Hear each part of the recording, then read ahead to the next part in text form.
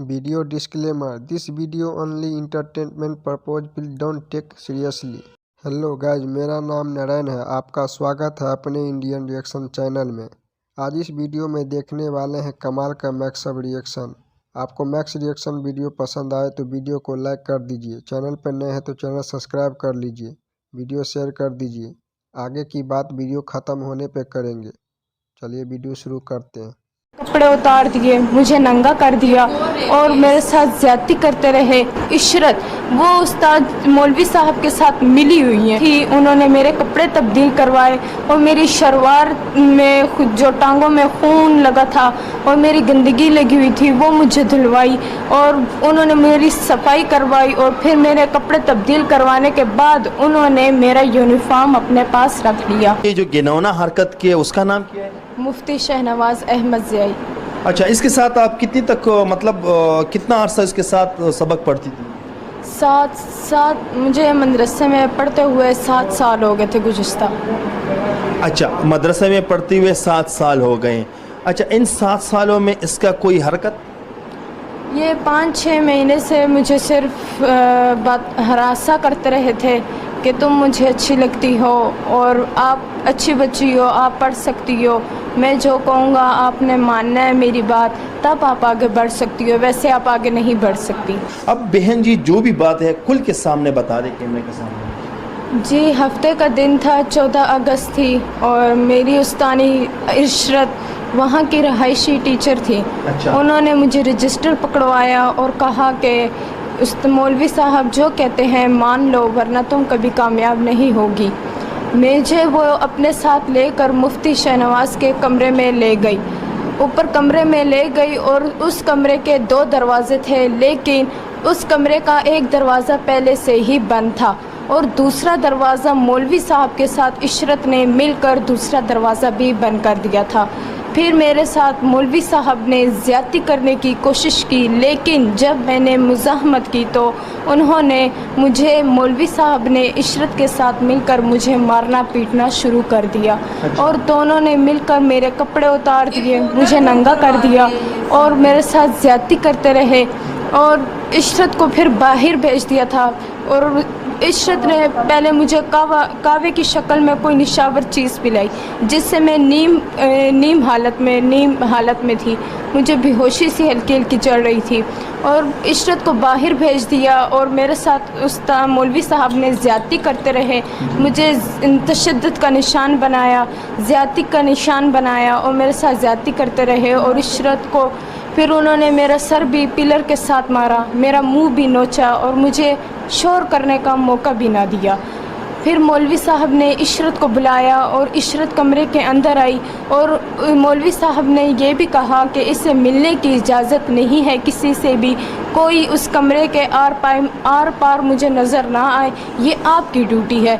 उन्हें ड्यूटी भी दी थी, उन्हें समझाया भी था। वो इशरत वो उस्ताद मौलवी साहब के साथ मिली हुई हैं, पूरे तौर पे मिली हुई थी और उन्होंने मुझे लेकर कपड़े पहना कर नीचे वाले कमरे में ले गई। नीचे वाले कमरे में लेकर गई और बंद कर रखा था मुझे और मेरे साथ उस कमरे के अंदर मौजूद थी। उन्होंने मेरे कपड़े तब्दील करवाए और मेरी शलवार में जो टांगों में खून लगा था और मेरी गंदगी लगी हुई थी वो मुझे धुलवाई और उन्होंने मेरी सफाई करवाई और फिर मेरे कपड़े तब्दील करवाने के बाद उन्होंने मेरा यूनिफॉर्म अपने पास रख लिया। फिर उन्होंने एक दिन पीर वाला दिन था और 2 बजे का टाइम था, वहाँ की गैर रहायशी अनम नाम था उनका, आना जाना करती थी और वो अचानक उस कमरे में आई और उन्होंने अचानक से कुंडी खोली और मेरी यह हालत देखकर वो भी खौफज़दा होगी।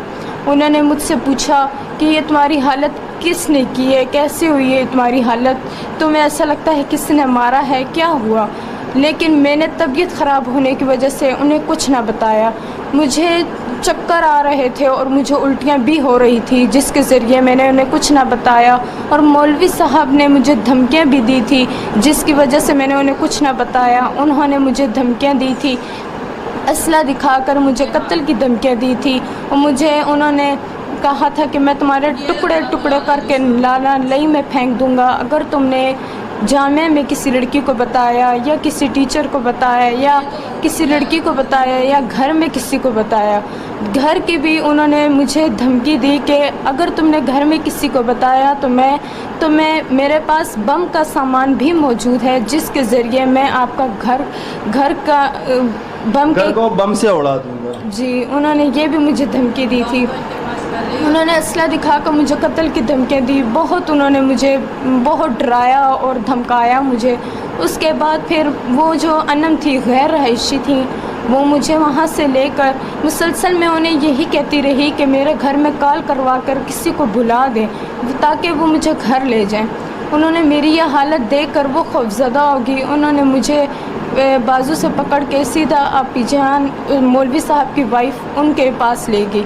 वो प्रेग्नेंट थी, उनके घर ले गई और उन्होंने भी मेरी ये हालत देखकर मुझसे भी पूछा, इशरत से भी पूछा, अनम से भी पूछा, लेकिन इशरत ने कुछ ना बताया। उन्हें हर बात का पता था, वो उस्ताद के साथ शामिल थी, लेकिन उन्होंने कुछ ना बताया। मौलवी साहब को भी बुलाकर उन्होंने पूछा, उनकी मौलवी साहब और उनकी वाइफ में आपस में बहस हो गई। मौलवी साहब गुस्से में आकर अपनी बीवी को गालियाँ देना शुरू कर दी कि ये नाटक कर रही है, छोड़ दो, नहीं जाने देते। उनकी बीवी ने कहा कि नाटक नहीं कर रही, उसे चक्कर और उल्टियाँ लग रही हैं, इससे क्या मसला है, 2 दिन इसे कमरे में कैद क्यों रखा आपने? बस मुझे नहीं पता, इसके घर में कॉल करवाएं। फिर उन्होंने मौलवी साहब ने अपनी बीवी के ज़ोर पर मेरी वालदा को कॉल की और कहा कि आपकी बेटी की तबीयत ख़राब है, आके ले जाएं। फिर मेरा भाई तकरीबन 10 मिनट तक मेरा भाई आया, रेहान नाम है उसका। मेरा भाई आया और वो मुझे घर ले आया, जामिया से घर ले आया। मेरे चेहरे पर, मेरे जिस्म पर तशद्दुद के निशानात भी थे, जिसकी वजह से मैं बहुत बीमार थी और मैं जैसे ही घर आई मुझे चक्कर से आए और मैं बेहोश भी हुई और फिर मुझे उल्टियाँ भी नहीं रुक रही थी। मुझे बहुत उल्टियाँ लगी और मेरी तबीयत बहुत ज़्यादा ख़राब थी। मेरी वालदा ने जब मेरी ये चेहरे पर तशद्दुद के निशानात देखे, जिस्म पे तशद्दुद के निशानात देखे, फिर मेरी वालदा ने, मैं अपनी वालदा के गले लगकर ज़ोरों कतार चीखें मार मार कर रोने लगी और मेरी तबीयत बहुत ख़राब हो चुकी थी। मुझे पता नहीं चल रहा था कि क्या हो रहा है, मैं किधर हूँ, क्योंकि मुझे चक्कर से आ रहे थे उस टाइम। मेरे घर वालों ने भी रोते रहे, तसल्लियाँ देते रहे। उन्होंने भी मुझसे पूछा कि बेटा तुम्हारे साथ ये हाल किसने किया, तुम्हारा ये हाल कैसे हुआ, किसने मारा? उन्होंने भी मुझसे पूछा। मैंने अपनी वालदा के गले लगी और ज़ोर ज़ोर से चीखें मार कर रोने लगी और मेरी वालदा भी रो रही थी, तसल्लियाँ दे रही थी, लेकिन मैंने उस्ताद की धमकियों से मैं डरी हुई थी, खौफज़दा हुई थी, इसीलिए मैंने उन्हें कुछ ना बताया। जब आधी रात हुई, मेरे घर वालों ने कहा कि इसे इलादा अकेले में पूछना ताकि ये बता सके। फिर मेरी वालदा ने आधी रात को मुझसे पूछा और मैंने अपनी वालदा को मौलवी साहब के बारे में सब बताया कि मेरे साथ उन्होंने ज़्यादती की है।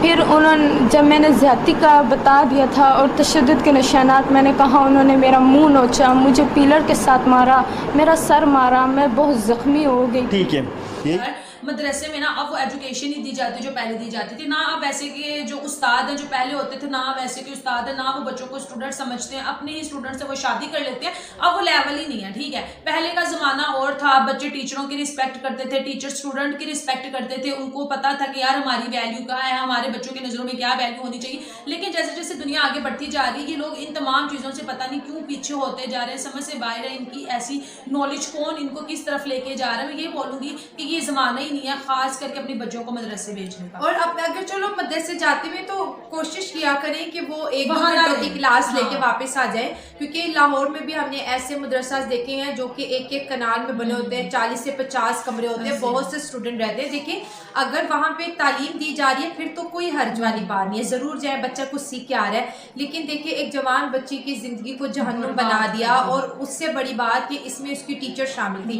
मेल होते ना तब इतनी दुख वाली बात नहीं थी कि चलो जैसे अक्सर बोलते हैं कि हमें शैतान आ गया, हमें पता नहीं चला, उनके जो एक्सक्यूजेज है, झूठे बहाने तो समझ आते हैं। लेकिन एक टीचर जिसको वो बता रही थी कि मेरी टीचर मौलाना जी के साथ मिली हुई थी, सारा कुछ उन्होंने करवाया, मुझे तशद्दुद का निशाना बनाया, तो पता नहीं, ये तो एक केस है ना हमारे सामने, पता नहीं डेली बेसिस पे कितने ज़्यादा।